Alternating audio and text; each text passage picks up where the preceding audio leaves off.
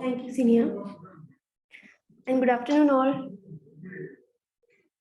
Good afternoon. Yeah. Last day we have seen J symptoms 1 part 1. And now we are going to see the second section on J symptoms. And it is on bowel obstruction. Okay.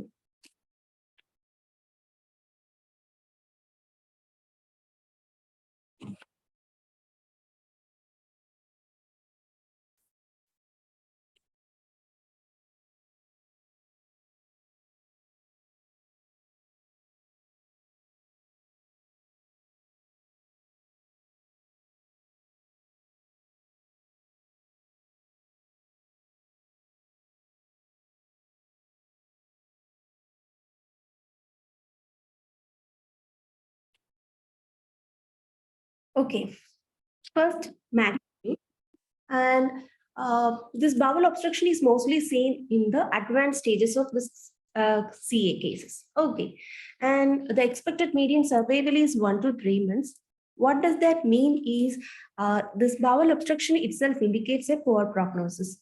Okay. So when a patient is coming to us with these symptoms and signs of bowel obstruction, it is our responsibility to communicate to the patient as well as the caregiver about the poor prognosis of the patient. So they may not be aware how long they will, their relative or their close ones will be alive, or even if with this all these symptoms, they might be expecting for a better or good prognosis. So we must communicate the poor prognosis to the patient as well as caregiver after assessing this pollution and all. Okay, and can occur anywhere from esophagus to rectum, and most common site is small bowel, and mostly in colon cancer, this percentage you can see, and is also seen in most of the gynecological cancers like CA ovary, CA endometrium, CA cervix, etc. And other cancers like this breast cancer, gastric cancer, lung and pancreas. All these cases we used to see, and it is common. This bowel obstruction is mostly common. And next. And the most common sites are gastroesophageal junction, gastric outlet obstruction, proximal and distal small bowel, and distal bowel. Next slide. Here you can see, right, when a person is taking food, first it reaches the mouth, and after that, when a patient swallow, it reaches the esophagus, and then to the stomach. You can see in the picture, right? Esophagus is not shown. I hope all of you know, but just to give more clarity, I'm just detailing this. Once the food reaches the esophagus, if the patient is having any obstruction in the esophagus, what will be the first sign, or what will be the first symptom they will be presenting? Anybody?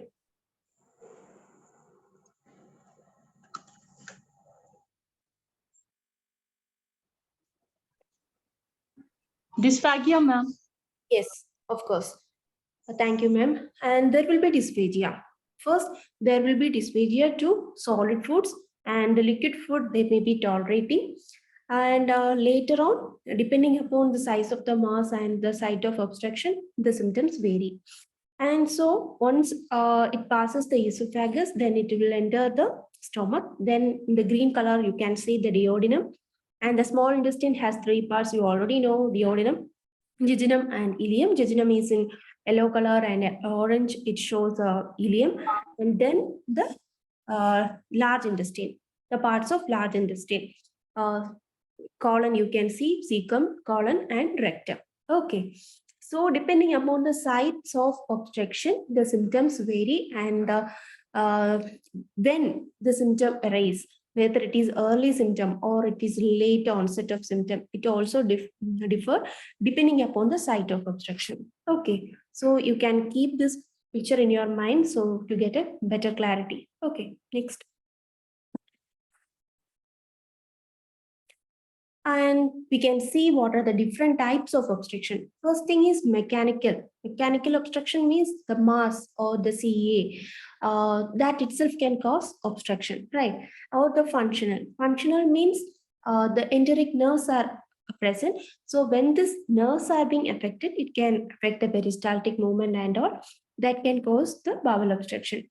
And the another type is it can be partial as well as or complete.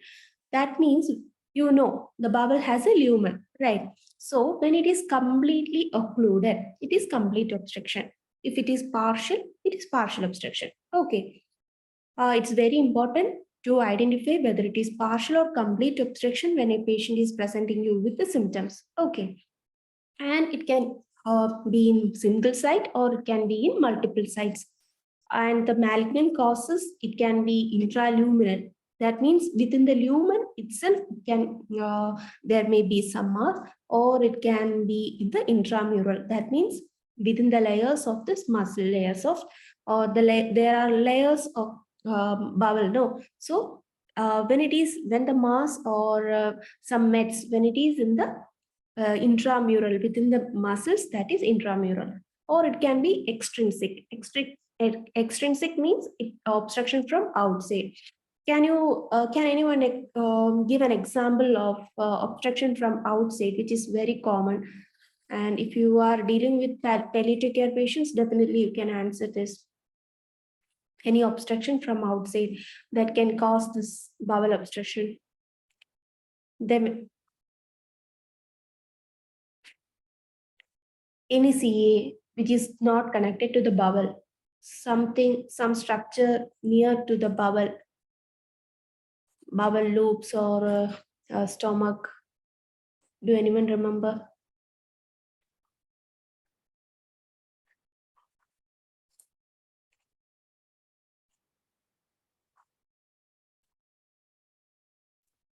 We can move to the previous slide, that picture again. Yeah, here you can see the stomach and duodenum, and there is a small space, right? And actually there comes the pancreas. Do all of you remember the pancreas, the exact site of this pancreas? Yeah, the pancreas, when there is a head of pancreas, it can obstruct the gastric outlet, or it can compress the bowel loops, and it can cause obstruction. So it is not related to the bowel itself, but it is an obstruction from outside. Okay, the next. Or any ascites can cause, or peritoneal mets can cause the obstruction. Okay, next. Functional we have already seen, and due to the treatment, adhesions from surgery and desmoplastic reactions to chemotherapy, torsion of the bowel loops or intestinal hernia. We know when a patient is having complications of hernia, there will be torsion as well as there will be strangulations and all. The patient will be presenting to us with multiple episodes of vomiting or severe abdominal pain and all. So that can also cause obstruction. Okay. This surgery, we know one of the most common complication of surgery is adhesions of bowel loops, right? So when a patient has already undergone some laparoscopic procedure or laparotomy, not laparoscopy, laparotomy, the surgical intervention, if they have undergone, there is chance for adhesions of the bowel loops. So it can also cause obstruction. And chemotherapy, post radiation and all, there will be some changes, and that can also cause this bowel obstruction.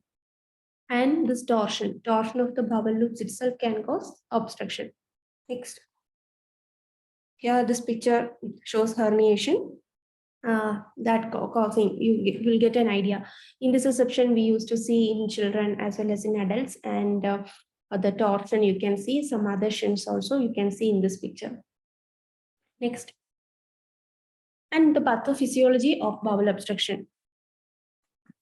What happens in bowel obstruction is when a bowel is occluded, proximal to the site of obstruction, there will be increased secretion. So suppose there is obstruction of this bowel in jejunum, there will be more secretions in gastric, biliary, pancreatic secretions will be more. What will happen is there will be distension of the bowel. And along with the increased secretion, the reabsorption of sodium and water will be reduced. And there will be more water and sodium secretion also. And all this will lead to more and more distension. And it will result in abdominal bloating, nausea, pain, vomiting, etc. So it acts as a vicious cycle. So our main goal is to reduce the symptom as well as to reduce the secretions. Why? Because when there is an obstruction proximal to the site of obstruction, there will be increased secretions. And once we are trying to reduce the secretions and to reduce the symptom, only the patient will get some relief. Okay, next. And what are the complications we can expect in obstruction? So far, is it clear for all of you? Is there any doubt?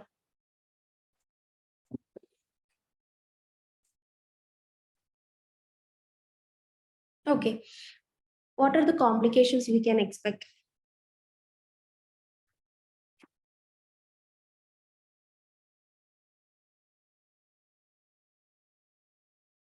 Somebody answer. Any one complication?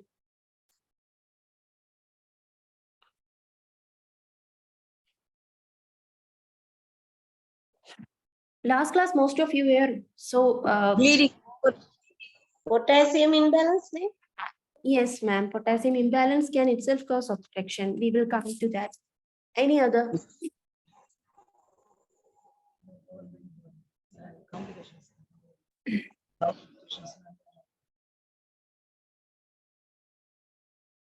What are the complications you have seen, or what are the symptoms you have seen? Abdominal distension. Yes. There will be abdominal distension. Why there is abdominal distension? The reason, the pathophysiology we have already seen, right?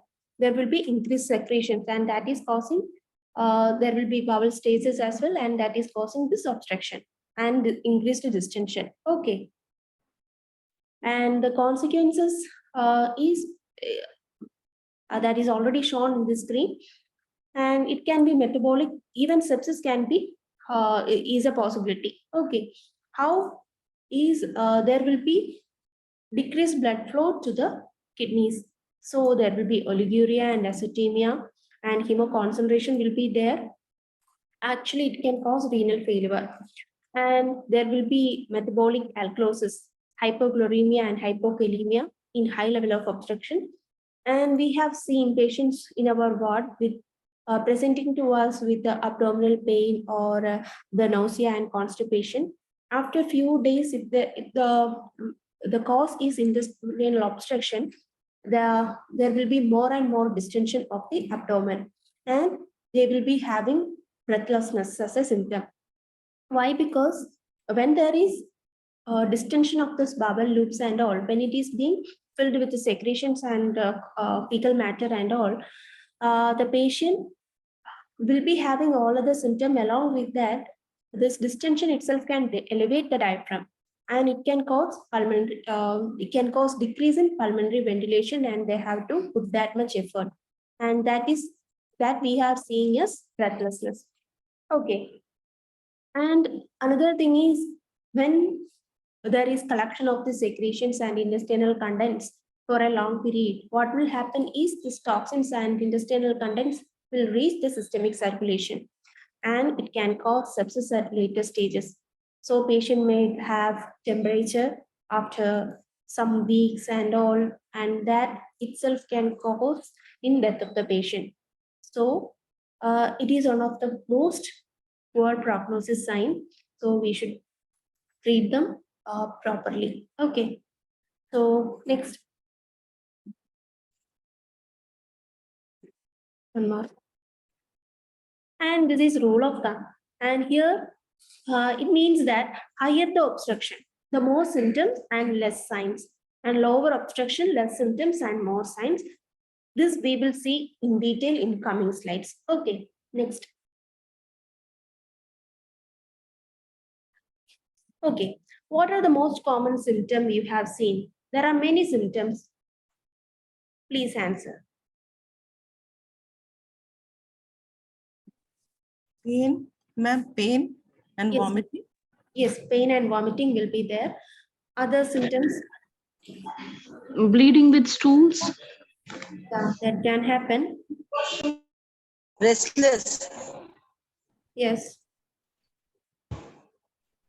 Dehydration. Okay. Any other? Sometimes can be icteric, ne? Icterus, ma'am. Yes. Or a jaundice like some. Ma'am, it can happen, but it is not a particular sign of, not sign, symptom of, sign of this intestinal obstruction. Can Okay. happen in CA, pancreas, and when the gallbladder and all if it is affected, can happen. Okay, the Related liver is to being affected, or liver mets. Yes, it can happen, but the most common signs and symptoms that we shouldn't miss.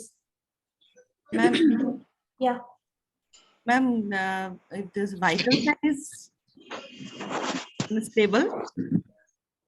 Mostly it can be stable or it can be unstable as well. Due to this pain and all, the BP may be raised or there may be temperature. Okay, but these are not typical signs of intestinal obstruction. Abdominal pain. Yes, abdominal pain is there, vomiting is there, nausea, any other? Bleeding from with stools. Bleeding stool is not definitive indication of this intestinal obstruction. When there is obstruction, what will happen?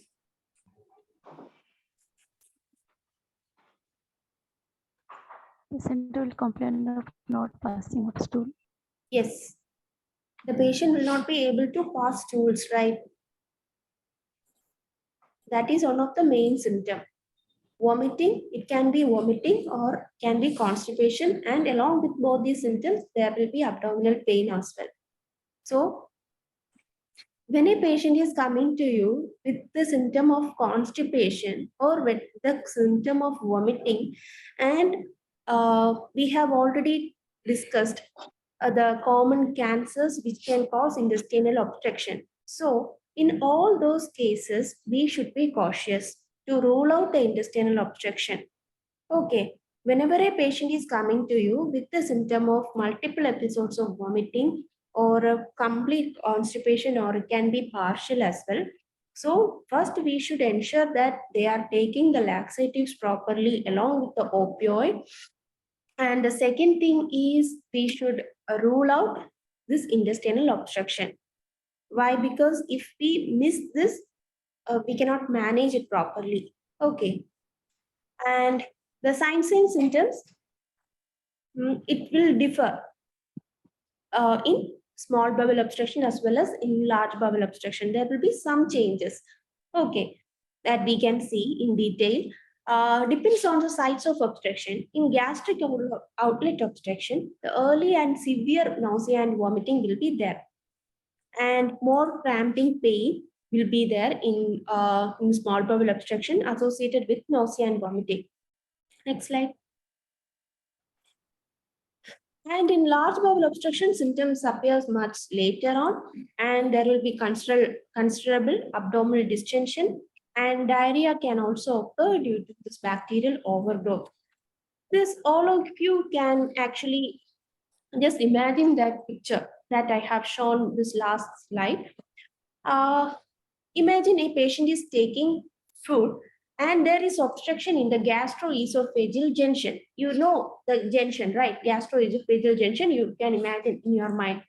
What will happen when a patient is having that obstruction in that portion? Whether the food particle will be able to seep into the stomach or to the small bowel and large bowel.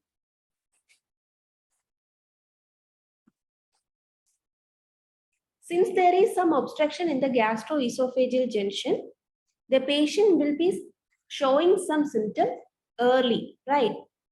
Why? Because the food cannot even reach the small intestine. Even before that, the patient will be having the symptoms. It's very clear, right? Is it clear for all of you? why the symptom is so early in case of this gastric outlet obstruction, esophageal cancer related bowel obstruction, and it is late onset in large bowel obstruction. When we are having this food, it will reach in the stomach and it will be there in the stomach for 1 to 2 hours. First, initial part of this digestion usually happens in the stomach with the help of the gastric acid, gastric fluid and all, right? Then it will reach the, you should go through the physiology. Okay. Then it will reach the first part of duodenum and then small intestine, and there occurs the further digestion. And so the time, it will take some time to reach the food particles to small intestine and large intestine, right? So if there is no problem with the stomach and proximal small bowel, it will reach the large intestine by after 3 hours or 2.5 hours and all. So there will be some delay in showing the symptom. But if the pathology is in the gastric, or if it is in the esophageal junction, or if it is in the gastric outlet, then what will happen is, even when the patient takes the food itself, within 1 hour or within 30 minutes itself, patient will be starting to have or this nausea and vomiting. We have seen clearly in the last session how this nausea and vomiting happens in GI center, right? When there is a distension, when there is arthritis, when these receptors are stimulated, what will happen? The nausea and vomiting pathway will be stimulated. So the symptoms will be very early in case of proximal small bowel, in stomach cancers, and as well as in the esophageal. And in the large bowel, when it comes to the large bowel, there will be more abdominal distension will be there. And the volume of vomiting will be more in case of small bowel and stomach cancers or proximal obstruction. Okay. The most common sign in large intestinal obstruction is constipation, and diarrhea can also happen. Why? Because when there is stasis of this bowel and when the fecal matter is occluded in the bowel for a long duration, there will be bacterial action happening on the retained fecal matter, and there will be liquefaction of the fecal matter and the diarrhea happens. Okay, next. And the pain can be also of two types. It can be continuous and it can be a crampiform pain. Why there is pain in this abdominal obstruction or intestinal obstruction is when there is any mass or when there is any fecal matter which is occluding this bowel, whenever it is, when the patient is taking the food particle, what is the function of the bowel? It has to do the digestion, and after digestion, it has to be moved out, right? Is there any doubt in that? First, stomach will do the initial part of this digestion, and the food particles then reach the small intestine, and from there the peristaltic movement is responsible for the food to undergo the proper digestion, and then it will be excreted out through the rectum. That is the normal physiology. So when the peristalsis happen and when there is an obstruction already, it will cause pain. Okay. And if the obstruction is at small intestine, the pain will be more of cramping pain. Okay, it can happen mostly after the meals. It is very obvious. And next slide. Next. And nausea and vomiting. In large bowel obstruction, what can happen is the the presence of the fecal matter may be there in the vomitus. Why it happens? Because there is stasis of the fecal matter in the large bowel, and the symptom will be late onset, and there may be a history of more than 7 days constipation or 1 or 2 days constipation may be there. So the vomiters, we should ask them. When a patient is presenting to us with a symptom of vomiting and constipation, we should ask them whether there is vomiting episodes immediately after the intake of food. If it is an early sign, then mostly it is higher up obstruction. Okay. And if it is late onset, then it is point towards the lower end obstruction. Okay. And the content of the vomitus, whether it is clear fluid or whether it is bilious or whether it is very foul smelling, whether the presence of fecal matter is there, we should ask. Okay. Why? Because this presence of the fecal in vomitus, all these indicates large bowel obstruction. Okay. Next. And another important thing is we should differentiate whether it is partial or complete. So in complete obstruction, the patient will not be able to pass even the flatus. So that is also important.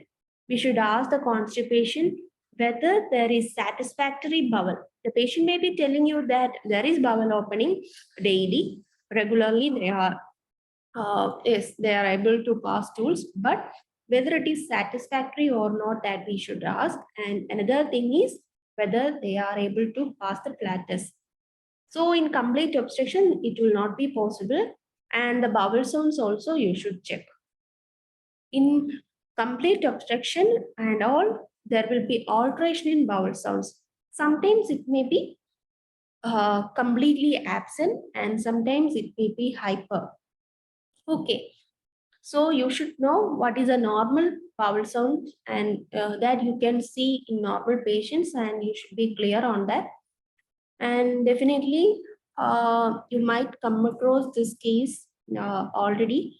And so when a case is being coming to you in future, then just go through this detail. Next slide. Yeah, here the symptoms and signs. The first, here there is a comparison of symptoms and signs in proximal obstruction and distal obstruction. Here you can see, I have already told that there will be a symptom will be early in case of proximal obstruction and it will be late onset in distal obstruction. And also the pain will be around the umbilicus. If the patient is having this pain around the umbilicus and he has symptoms of obstruction, it mostly point towards the proximal small bowel obstruction, the duodenum. You know the umbilicus, right? Above the umbilicus, what are the structure that is possible, and below the umbilicus, what are the structure possible, that you can keep in your mind, and then you can relate. And in distal obstruction, it may be mostly localized to that side.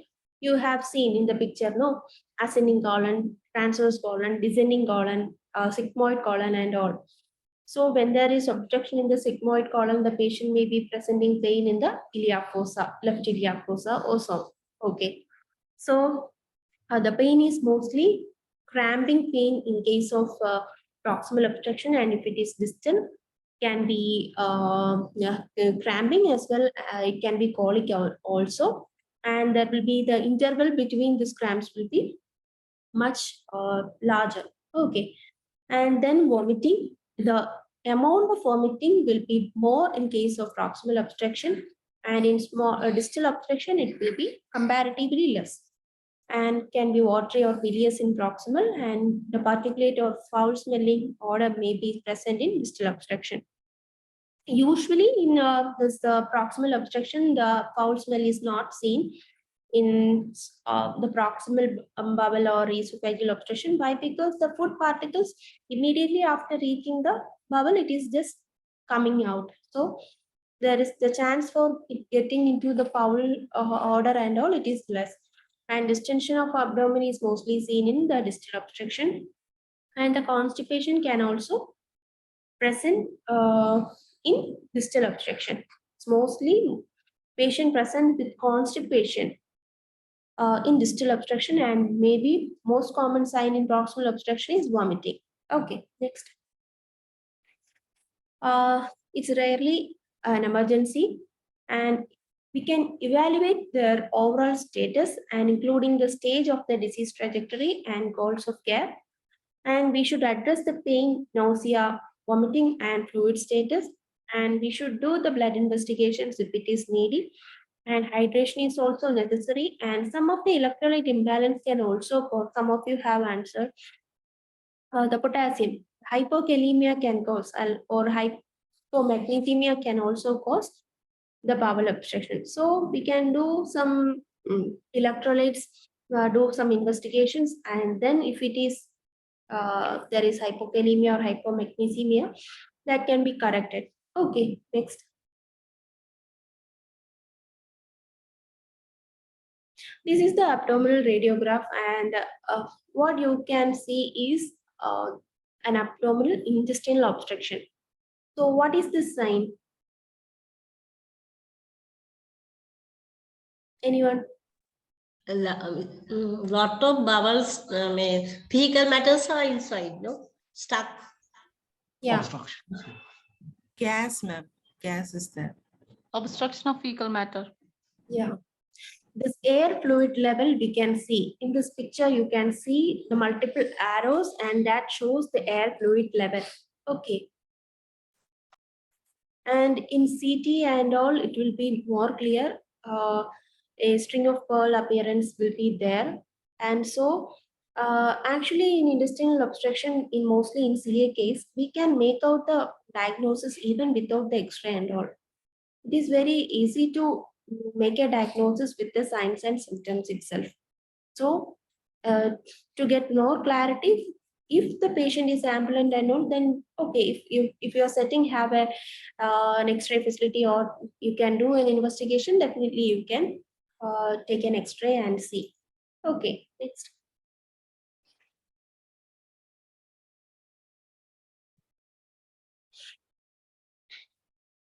Yeah, the picture that you saw is the plain X-ray abdomen, and proximal obstruction usually normal, not definitive value in taking an X-ray. And distal obstruction, we can see dilated bowel loops and air fluid levels. That shadow can be seen in the X-ray, and useful in ruling out constipation, which is causing pseudo obstruction, and sensitivity is less than 50%. Next. And the CT scans, the sensitivity and specificity is more than that of an X-ray, and it can actually locate the obstruction, extent of obstruction, can differentiate between benign and malignant obstruction through or pseudo. Okay, everything can clearly differentiate, and it helps in decision making regarding surgery or endoscopic interventions or palliation, and defines area around the obstruction, lymphadenopathy, omental mass, adhesions, what is the exact reason of this obstruction, all these can be very clear in this CT scan. So, yes, but when a patient who is in EOL is presenting to you with a intestinal obstruction, will you suggest a CT scan to make a diagnosis of intestinal obstruction for that patient? If the patient is in EOL, and he might be having CA colon or CA head of pancreas or CA what CA rectum or something like that, what we will do? The patient is around 70 years and the patient's general condition is very poor, and he has multiple episodes of vomiting as well as constipation he has. So okay, on examination, you got an idea that there is a possibility of intestinal obstruction. So what you will be doing? Will you advise any CT scan for confirming the diagnosis of making that diagnosis of intestinal obstruction?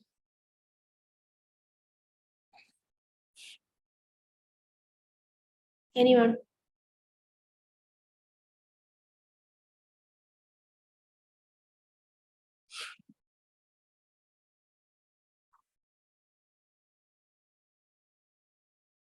Okay.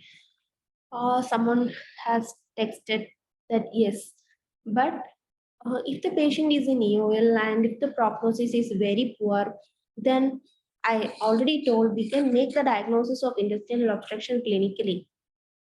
Okay, so better to do medical management, and yes, of course, you can take the higher opinion of a surgeon. And the CT, advising a CT just to confirm this intestinal obstruction will definitely add distress to the patient in that scenario. Okay, but you are seeing a patient who has good prognosis, or their palliative performance scale is very good, and young patient and who have never undergone any treatment. And in such cases, definitely we should suggest them to consult a surgeon. And I have seen patient in our hospital, but after confirming this, the mass in the bowel loops or mass in the rectum, colon, that can itself cause obstruction. And when after referring to a surgeon, they will be doing some surgical correction, and after surgical correction they will be able to uh, lead their life for more than 1 year or 2 year, or the life expectancy can also be prolonged in such case. But in poor EOL patients, poor prognosis cases, we will not suggest the surgery or CT. There is no point in taking the CT. The CT will show the exact location, exact site of obstruction and all, but there is no point. There will not be no further options which will be available for them. The no surgery will be doing for that patient. So doing a CT unnecessarily is not good. Okay. So if we are suggesting a CT, there should be some options which should be available other than the medical management. Okay. Next. Coming to the management, what we can do is the general management comes. These are non-pharmacological measures, and there will be multiple episodes of vomiting. What we can do is to advise them to give mouth care, frequent mouth care. Okay, oral care can be given, uh, uh, to wash the mouth after each episode of vomiting. There may be mouth ulcers, so care for the mouth ulcer. It is possible. So, and there is dehydration. The patient, even if the patient has multiple episodes of vomiting, they may be preferring to have food. So what we can do is we can suggest them to have liquid diet or easily digestible food we can advise. And we can offer some ice cubes to these cubes. When it is being sucked, there will be salivary secretions and all. And we can ask them to give some emollients, or uh, to avoid this uh, not dehydration, dryness of the mouth and all.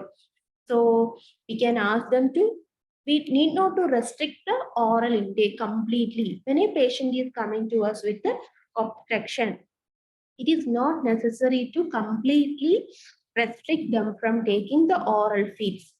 If it is complete obstruction, we can tell them, if you take the food, it cannot distress your symptom and all, we can tell them clearly. And if it is partial obstruction, what we can advise is to ask them to have liquid diet.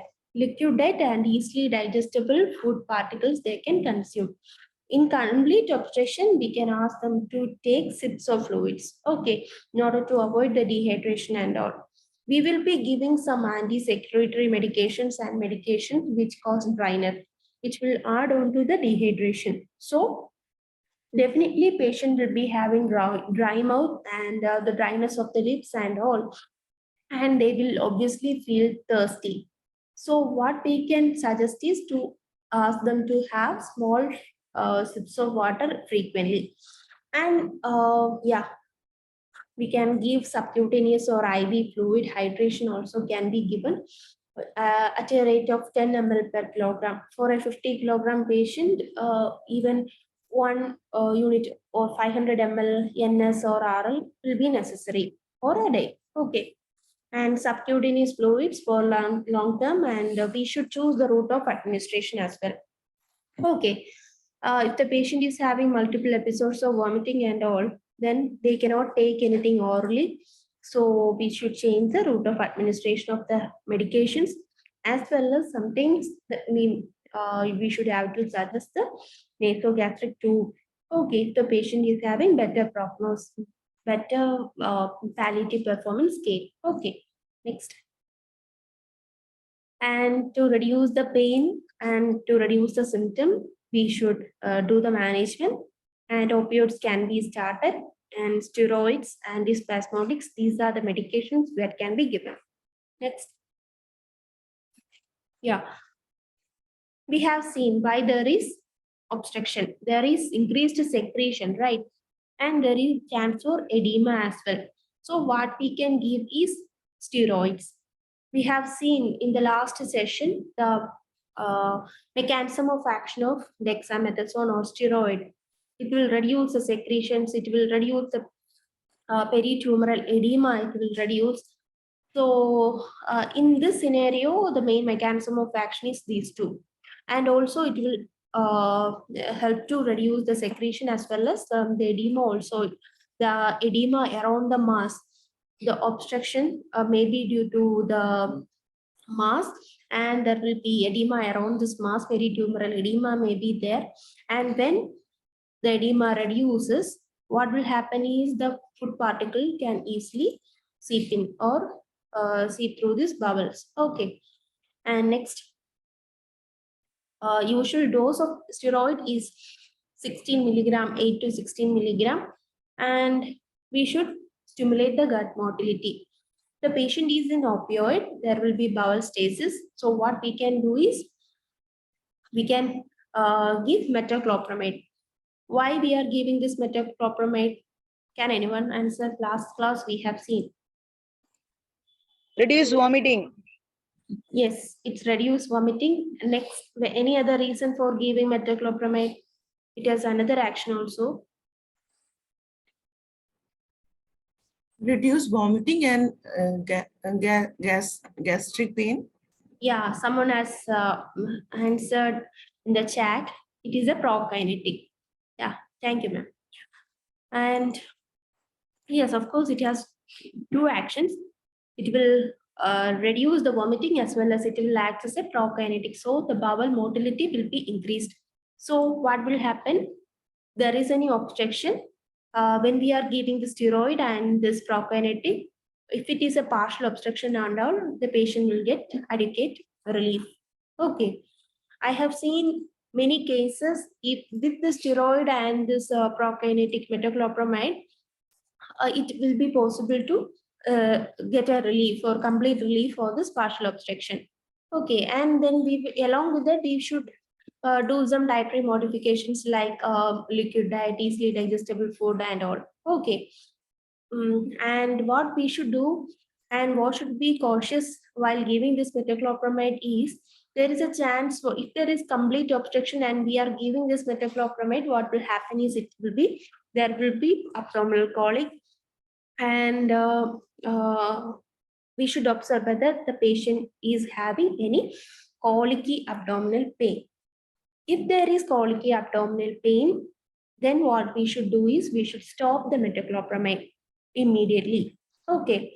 Then what we can do is an antispasmodic. What does that colicky pain indicates is there is some mechanical obstruction, and this peristaltic movement, when it is being increased along with this mechanical obstruction, that itself is causing this colicky abdominal pain. So what we can do is to stop the metoclopramide and to add a anti-secretory, antispasmodic, which is the drug of choice in those cases. Yeah. Buscopan or hyoscine butyl bromide. We have seen last class that is an anticholinergic medication that has an action as an antispasmodic as well as an anti-secretory. So the buscopan that can be given 20 milligram thrice daily. It can also be given as 20 milligram thrice daily as well as SOS dose can be given IV or sub-Q. as well as orally. Okay. And if there is severe vomiting and all, the better route will be subcu or IV. Okay. And the propionative dose metoclopramide can be started at 10 milligram TDS, and maximum of 100 milligram can be given in a day. And in our settings, we used to give if the patient is tolerating and if it is not complete obstruction, then that can be given 80 milligram or 60 milligram continuous subcutaneous or IV infusion we used to give. If it is not relieved, 30 milligram a day. Okay. And one thing is we should monitor the patient. Next. And for complete obstruction, after starting the medications, we should observe the patient for 1 to 2 days. If there is any improvement in the symptom, we can continue or we can make adjustments. If there is no improvement, then we should definitely recheck the cause. Next. The chat can be transferred.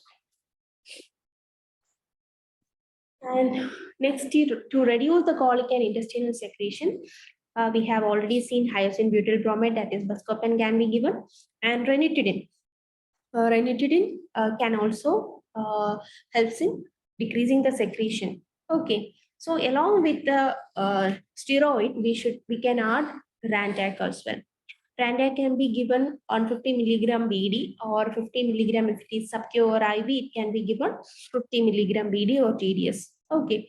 And somatostatin analog octreotide also has a role in decreasing the acid secretions and to increase the intestinal motility. And that can be also added. It is mainly for high volume vomiters. Okay. The dose is 100 to 600 microgram per day. Okay. Next. And we have seen last class when the patient is having vomiting and even with 1 or 2 antiemetics, if the vomiting is not controlled, then that is refractory vomiting and we can give haloperidol. Okay, the dose is 2.5. Even with 1.5 milligram, sometimes the vomiting may be controlled. And the maximum dose of haloperidol is 20 milligram. We can start with is haloperidol 1.5 milligram BD or a stat dose or something like that, that can be given. There is continuous vomiting and all, then this 5 milligram or something, some dose can be given as continuous infusion, and another 1.5 can be given as SOS dose as well. Another example is promethazine 25 milligram. Next. And for constipation, we should do the rectal examination, and definitely the laxatives should be regularized, and some modifications can also be done, and softener can be added. Next. And also the enema can be given, but we don't prefer higher enema in case of complete obstruction because there is a chance for perforation and the patient pain also may be increased. So we don't prefer higher enema in case of complete obstruction. What we can give is the softness can be added as well as the lower end enema or suppository we can give. Okay, next, previous slide, sorry. And the other options are surgical options. Yes, you might have seen these things, the complete resection of the site which is causing the obstruction and the reanastomosis of the remaining parts, or lysis of adhesions if it is the reason for obstruction, and creating a stoma distal to the site of obstruction. If it is in the jejunum, then if it is in the gastric, then the a stoma, when it is being created in the jejunum, that itself can the patient can be given some feed and all. And debulking operations followed by chemotherapy, yes, these are possible in the early stage of diagnosis of a cancer, but it is in the late stage and for poor prognosis and all, these options may not be possible. Okay, the primary intention of this palliative surgeries are improving the quality of life of the patient and to reduce the symptoms. Next. And the invasive procedures, we know, interventional management, in G-tube insertion. Yes, in proximal malignant bowel obstruction, it can be used. It's a temporary measure actually. It can when gastrointestinal secretion can decrease the abdominal distension and decrease vomiting. And but the main issues are discomfort with the patient can self-cause pain, sinusitis, pharyngitis. Aspiration is also possible. So erosion of the nasal cartilage, esophagus, and total isolation and all.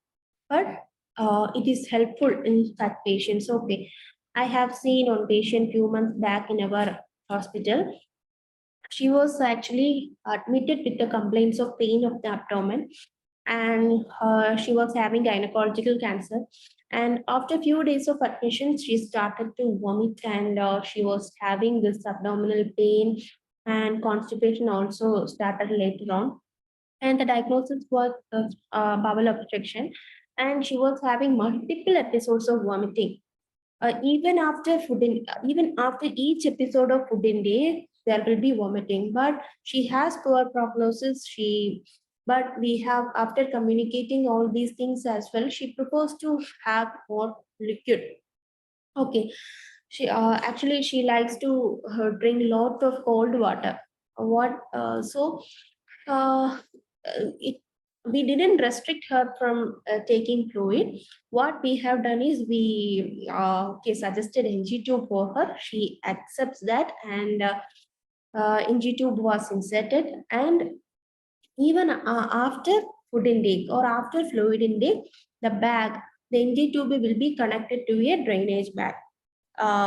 The urine drain, that uro bag can also be connected, or the you have seen drainage bag after surgery, right? So that can also be connected. Okay. So after each episode of food intake, when this bag is being connected, what will happen is it will help to bend out this gastrointestinal secretions, as well as it will actually help to reduce the vomiting. Okay. The number of vomiting episodes, it will gradually reduce. And actually, initial a few days, she was on continuous decompression.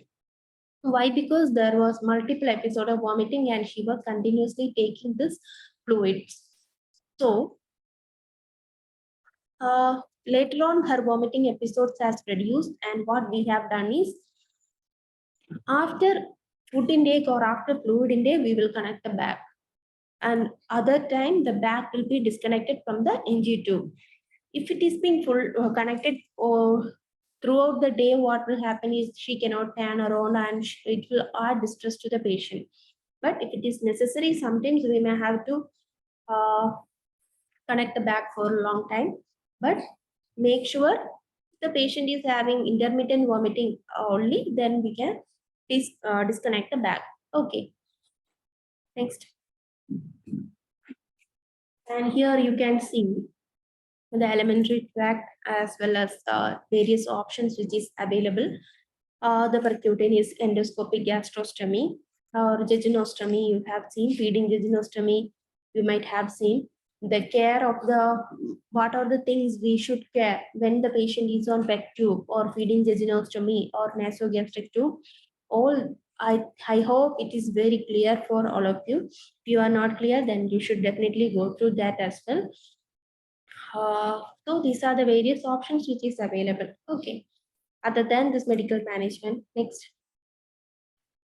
And interventional treatment bending gastrostomy. Yes, it is indicated in patient unresponsive to medical management and with multiple levels of obstruction and poor performance scale, and who is not candidate for surgery. And when the life expectancy is less than 1 month, you can send them to a surgeon to take the further opinion. And relief of symptom is seen in 80 to 90% of cases, but it is contraindicated when the tumor is encasing the stomach, or when the vascular bundle itself is improved, or when there is tumor attached to anterior abdominal wall or massive ascites, and the patient might have undergone multiple surgeries before. In those cases, there is no such options available. Next. And stenting also is possible, or laser treatment can palliate localized obstruction. And palliative radiotherapy is also useful. All these interventions are usually preferred when there is single site obstruction. Okay.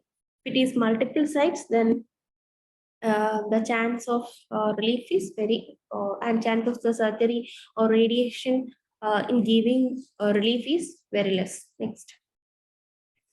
And total parenteral nutrition, actually it is justified in patients with good performance scale.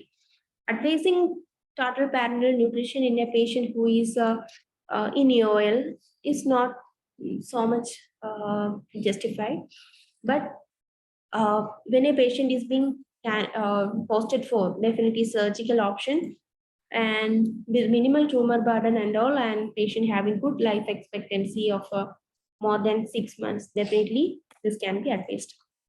Next. And summary is patients with bowel obstructions require evaluation of their disease trajectory and goals of care in deciding how aggressively to address their symptoms.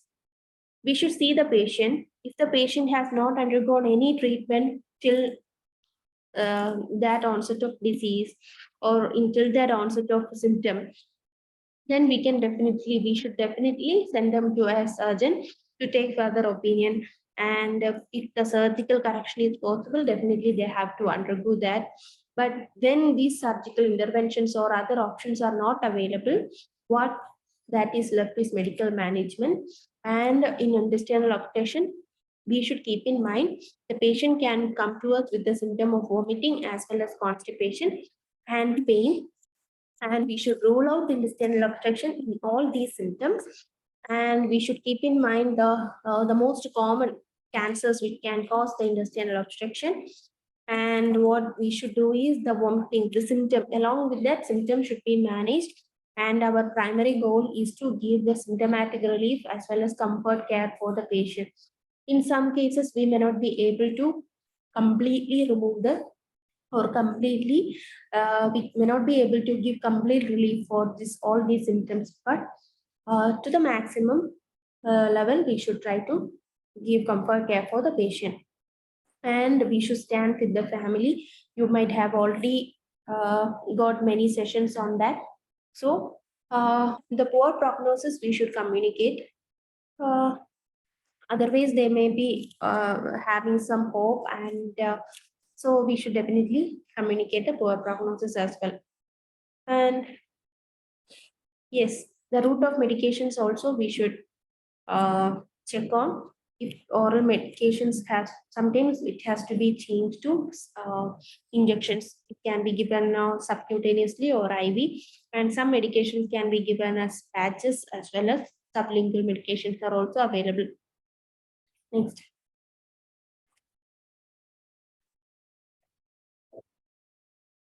With this, we are completing the second session as well.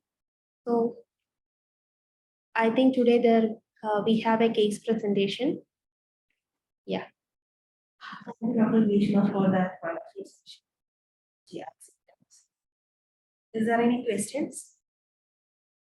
If you are having any questions, you can either unmute from your own and speak. If you can, it will respond.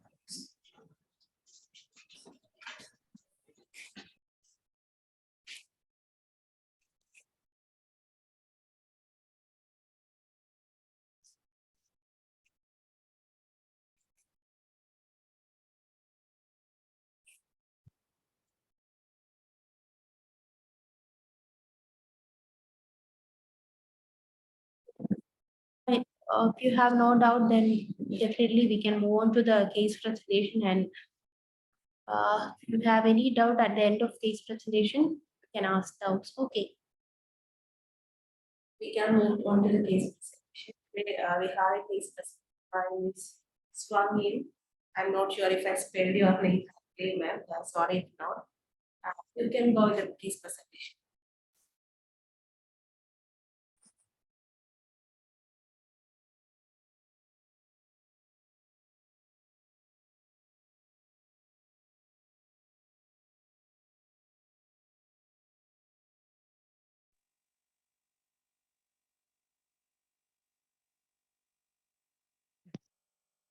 Hello. Yes, ma'am. Yeah. Good evening, everyone. Can hear my voice? Yes, ma'am, you are audible. And Okay. Yeah. good afternoon, and over to you. Yeah. Okay. Can. Just 1 second, ma'am. Let me just-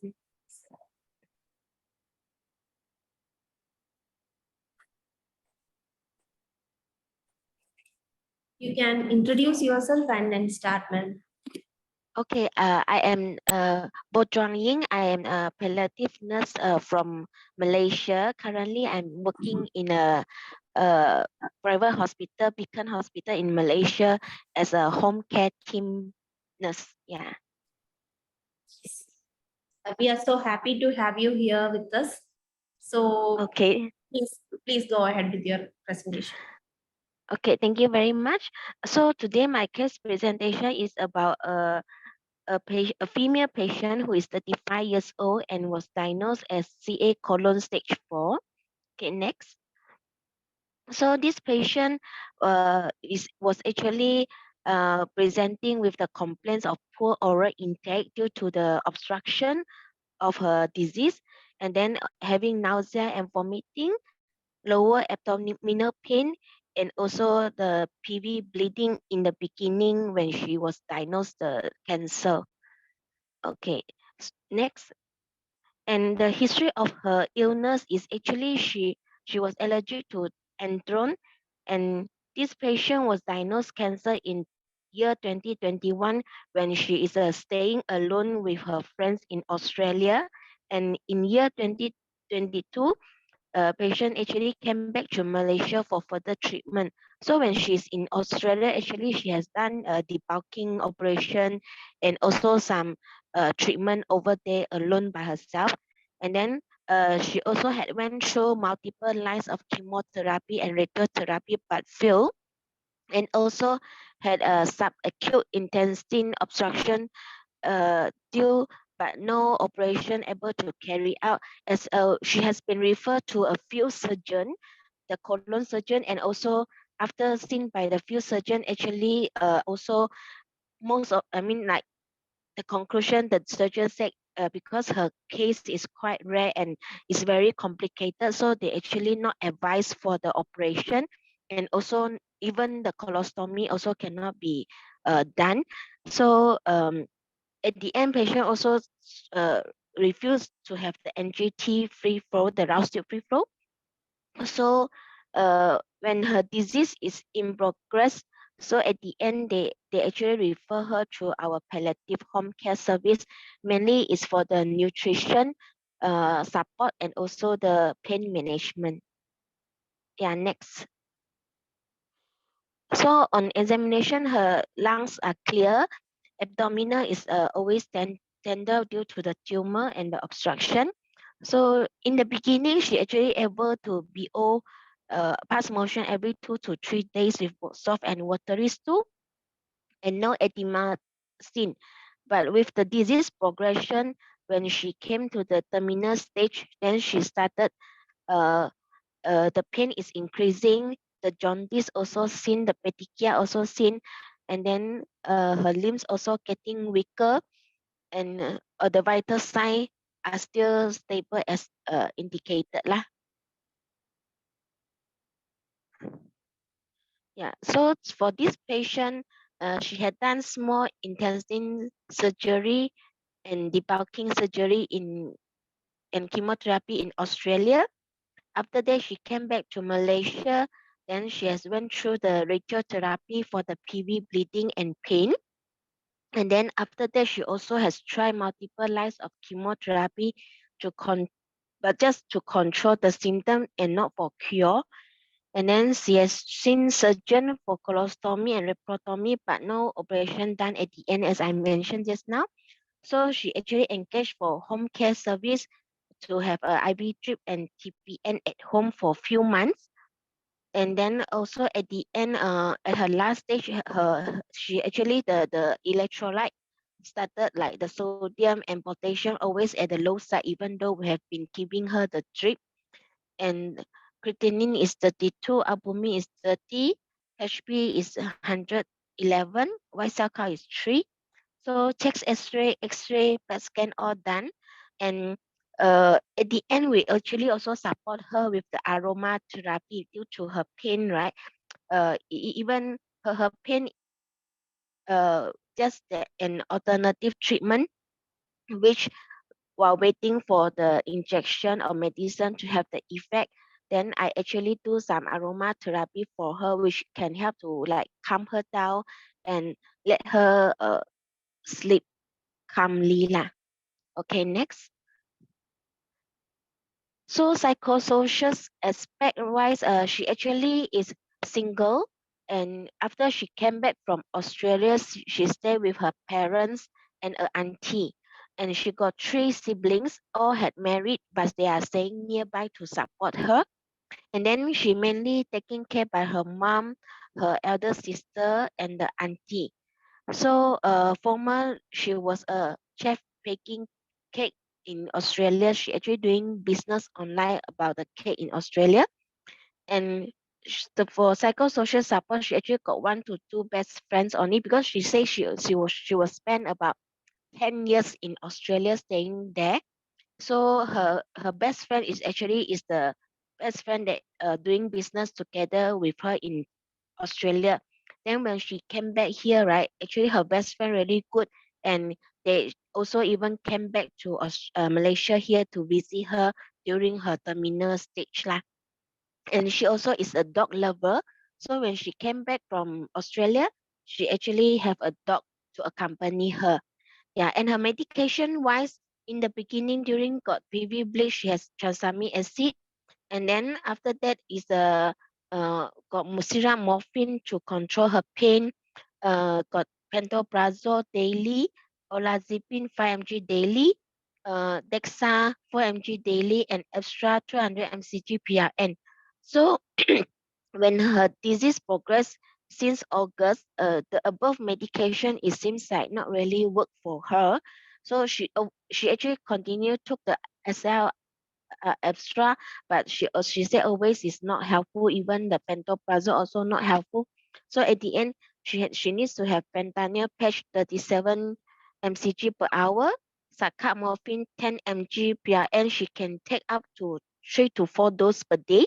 Subcut Pascopan 20 mg PRN for her pain. Uh, then the Subcut haloperidol 5 mg PRN for her vomiting. And lastly is we commence the continuous subcut infusion for her with oxynome 40 mg, levomethomazine 25 mg, and halo 5 mg. Okay, next. So her main concern mostly is about symptoms and pain management, nutrition support, which at the end is by the TPN, and psychosocial support because she has been had bad experience when do chemo in overseas, so she actually feel very fearful about the chemo. Okay, next. So as a summary, this patient was actually a very brave and strong woman. From the beginning, she actually tried from when I'm attending to her, I can see that she actually tried to fight with the cancer disease alone in Australia until she back to Malaysia. Whatever that her parents asked her to do, she actually also tried lah. So at the end, when during her terminal stage, she was aware that her prognosis are getting poor. So actually during her last week, I managed to like have some open conversation with her, and she herself like telling me that she would like to just have an end as soon as possible because she has been have a very great suffering due to the cancer pain. And because in the beginning her parents actually keep on still want her like try this, try that, try the traditional medicine or others nutrition support, but actually all fail. So when she expressed her wishes to me, I also help her to express to her family members. Then they all also respect with her decision now.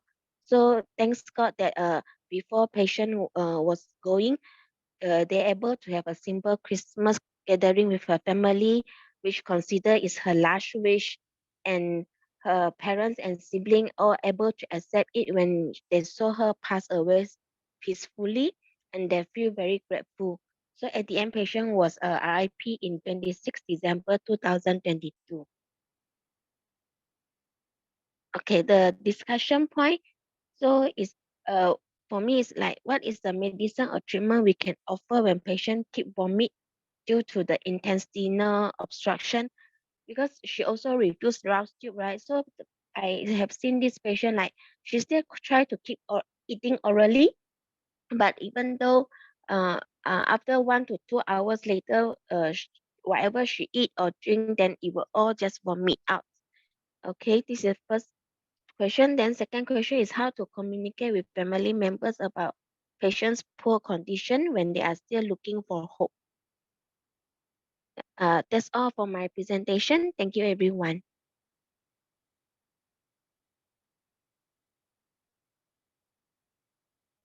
you, ma'am. Thank you for this.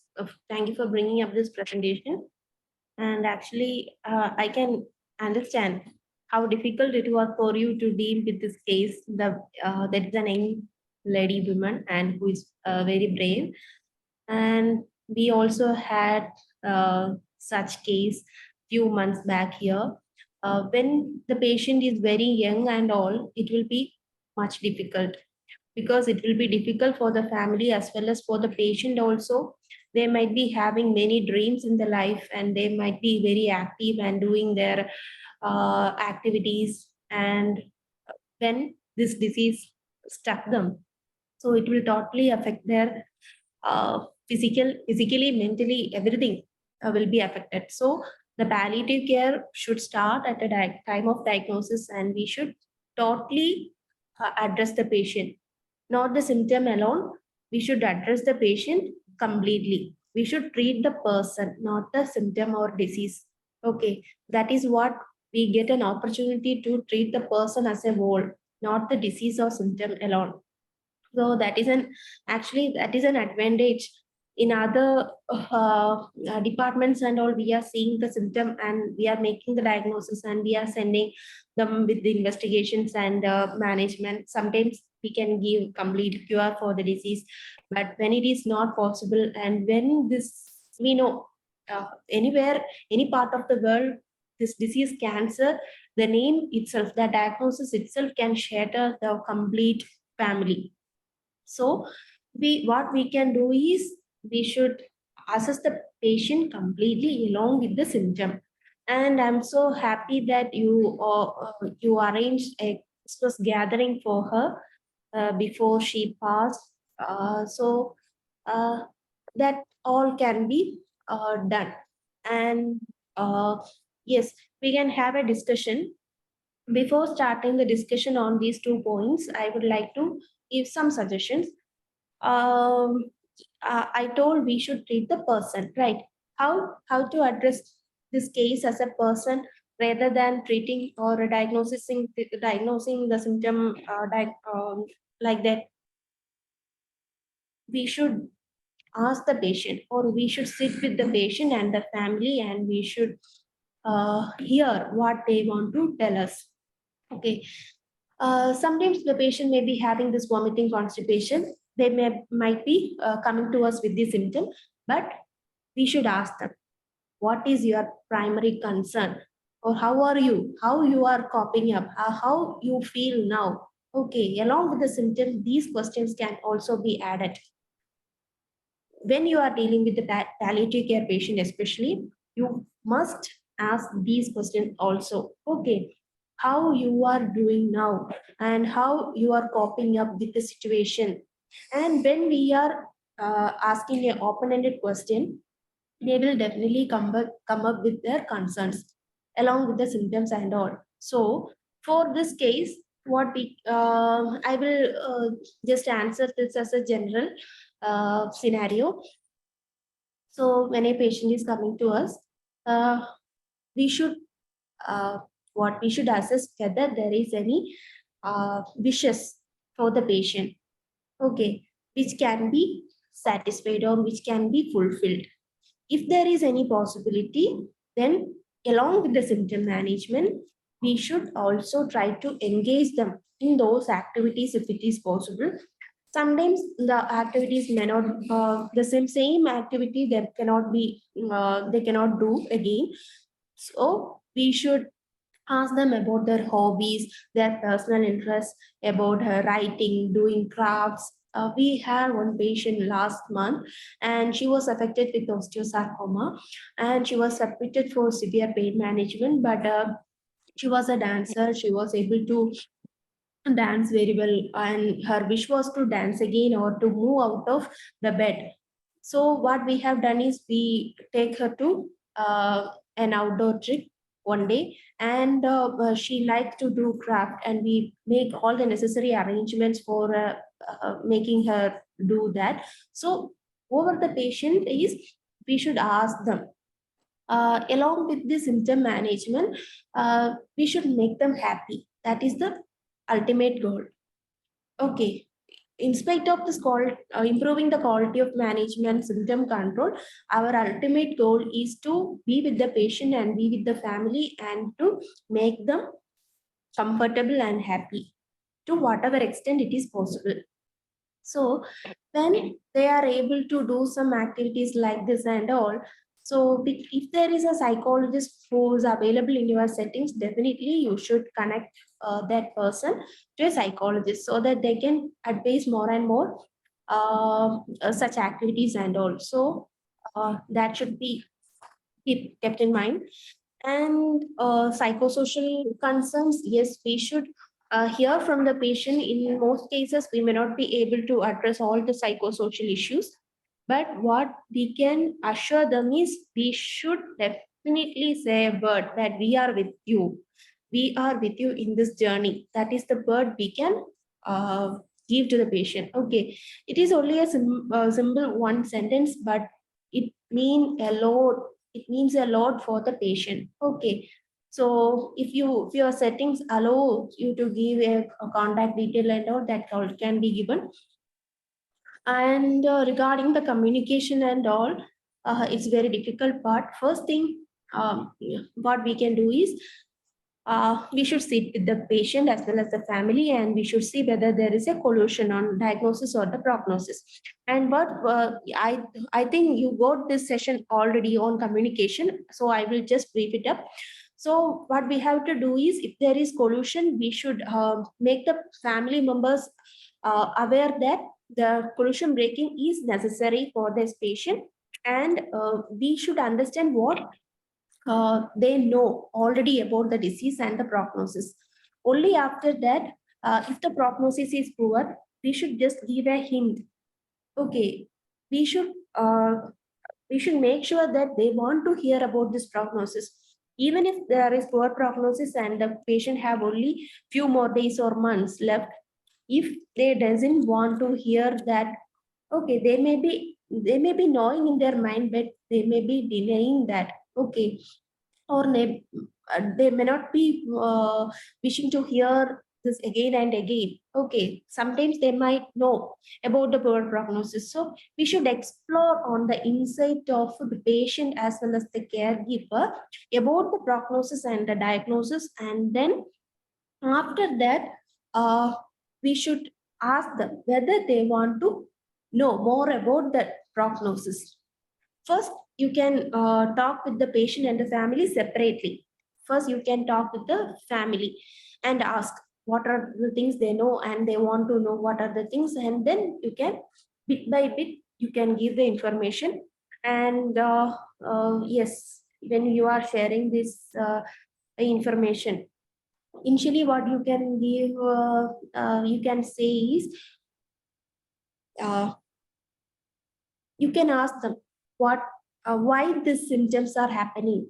What do you think, why the symptoms happen, why there is constipation, why there is vomiting, continuous vomiting? What do you think? You can ask them. Okay, so he or she will be telling that, okay, I have a I have this diagnosis, that may be the reason, or there is a mass, that may be the reason. But on exploring and keep bending out the patient, you will get some questions from their side. Doctor, why it is not being controlled with medication? Okay, on that time you can ask them again, do you want to know more about your prognosis? You can ask them directly. If definitely when we are dealing with the communication, first we should explore their insight, and then their symptoms and all we should ask. And that time they will themselves will ask many questions to us, and that are the leading thing, okay, in breaking the poor prognosis. Okay, they may be asking, even after having this many medications, why it is not controlled, doctor? Whether it be completely cured, whether I will be able to eat food again, and all these questions will be there. So why? Why means, okay, then we can give some information, and we can say just see what their face expression and all is, whether they are making eye contact or whether they are uh, showing any interest to know more. Like that way you can proceed day by day. You can, in one sitting you cannot completely break the prognosis and all. You cannot communicate the whole thing in a day. Sometimes it will take more than a week to this communicate. That is the communication part, and each case is different. And only after what the one thing that which can I can give a suggestion is, you have to sit with the patient and the family separately, and then sit together, and then you should keep bending out, and you will get many questions from their side. In we will not be having answer to all questions. In such case we should keep silent, and they are not expecting us they are not expecting an answer for each question they are asking.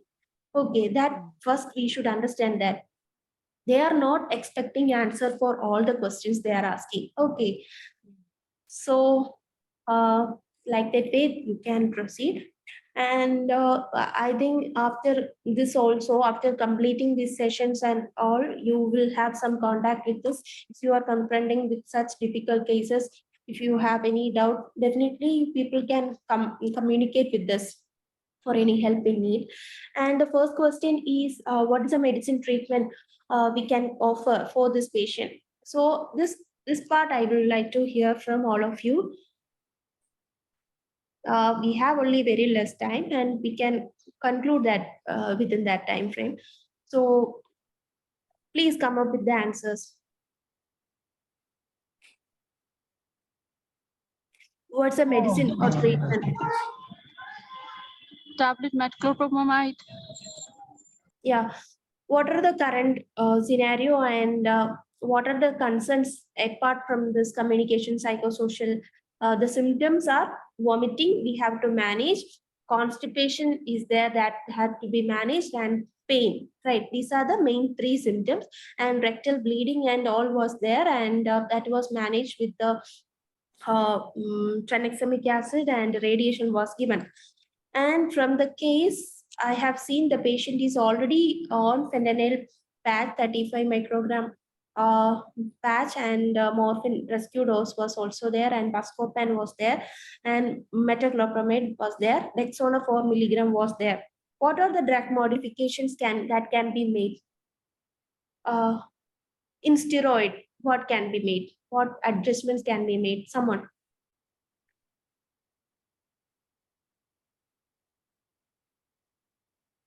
Anyone can answer.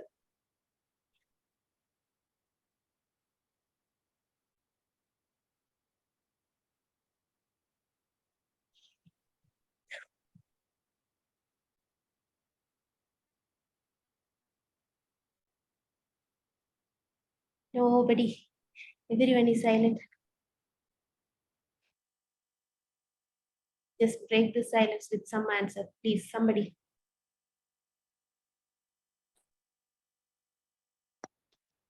We have already seen in today's discussion, no? The steroids, the dose for this malignant bowel obstruction is not 4 milligram. Okay, it is 8 to 16 milligram. Okay, so the dose of steroids can be, definitely it should be increased. It will reduce the secretion, it will reduce the peritumoral edema if it is there. Okay, so that can be, that dose can be given for 3 days, and then you can observe how the patient is responding. Okay, so the dose of steroids can be increased in this case. One thing. Why the steroid is being used? It has a role on as an antiemetic. It has a role. Why? Because by reducing the edema, that is the action on stress receptors, it is being reduced, and by reducing the secretions, it has a role on intestinal obstruction. Okay, so that part is clear. And the second thing is buscopan. She is having colicky abdominal pain. So when there is colicky abdominal pain, that indicates the mechanical obstruction due to the CA, and the metoclopramide may be adding to the abdominal colic if it is colicky abdominal pain. Okay, then metoclopramide can be withheld, and the buscopan, the dose of antispasmodic, antisecretory, this anticholinergic buscopan is given as SOS, 20 milligram SOS or PRN. But that can be regularized, or that can be given as a continuous subcutaneous or continuous IV infusion can be given. A 60 milligram continuous infusion, along with that 20 milligram SOS can also be given. SOS means PRN. Okay, so that modifications can be made that may decrease the the abdominal colicky pain. Okay, so those two things can be made. And the haloperidol, I think the haloperidol was also administered 5 milligram a day. It was given as a SOS basis. So what we can give is that can be given as a continuous subcutaneous infusion, not as an option. If the vomiting is not controlled, then that can be added. That can be added to the drug chart. Okay, not as SOS. That is a refractory case, right? So the haloperidol can be regularized. 1.5, 1.5 BD or TDS or SOS, or not SOS alone, that can be given as continuous infusion. Initially, when you are starting, you can start with 1.5 milligram.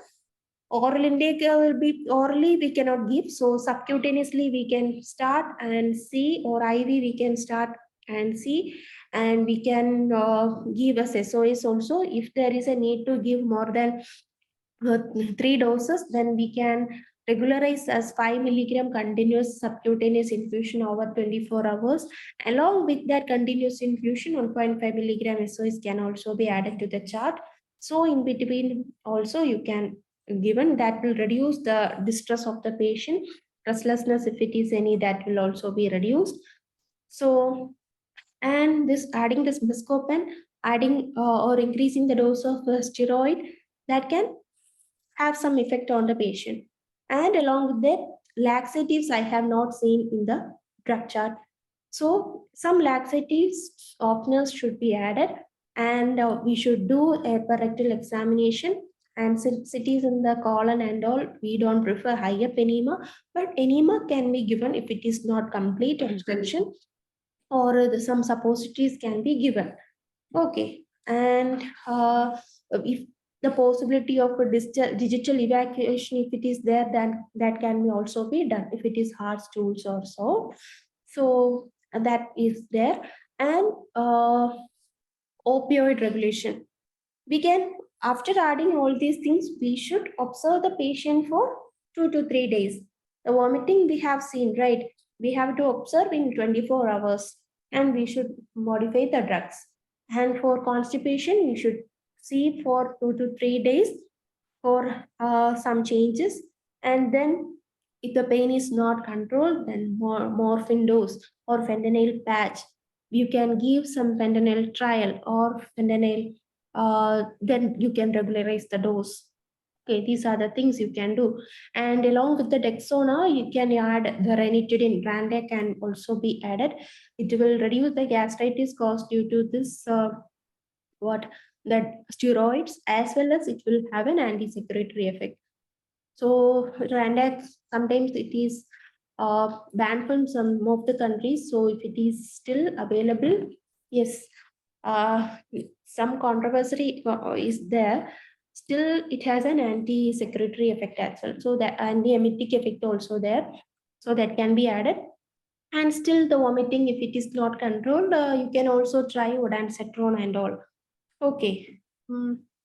but haloperidol is used in refractory vomiting, and it's a broad spectrum antiemetic, so that itself will manage. And sometimes we may not be able to completely reduce the symptoms. And since it is what intestine, large intestine, CA colon, her problems will be more of abdominal colic, constipation, few episodes of vomiting, and there will be abdominal distension that can cause the restlessness, breathlessness, and there was also yes, these are the symptoms.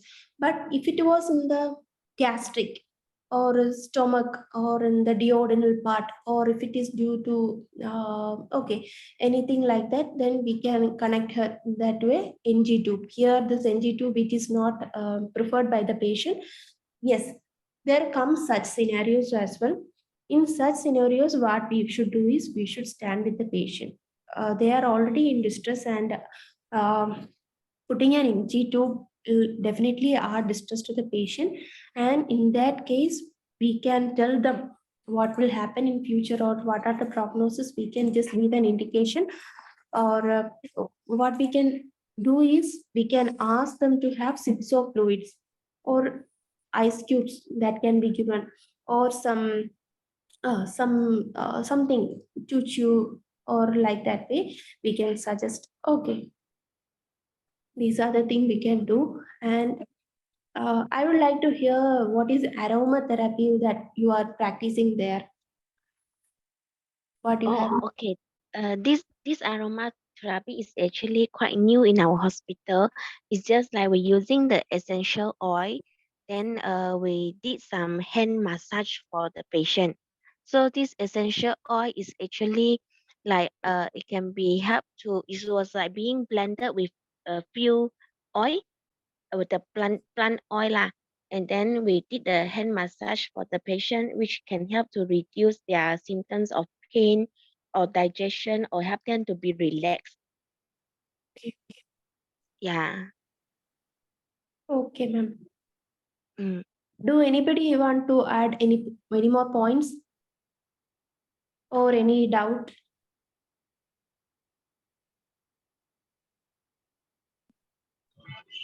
Ma'am, does aromatherapy works in providing good vibes to patient?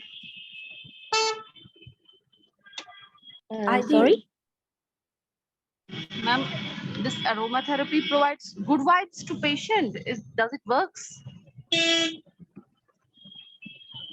For me, I saw that when I started this aromatherapy as an alternative, so-called alternative support for the patient, she became more calm when the pain attacks her lah. Okay, thank you. Welcome. Thank you Yeah. all for joining. If there are more questions or comments, I think we can wind up the session. Thank you, Dr. Greeshma, for that wonderful session. Today's and last day's session. Thank you so much for being here with us. Thank you all for joining us. We'll see you on next session on Thursday. Bye. Thank you all. Okay.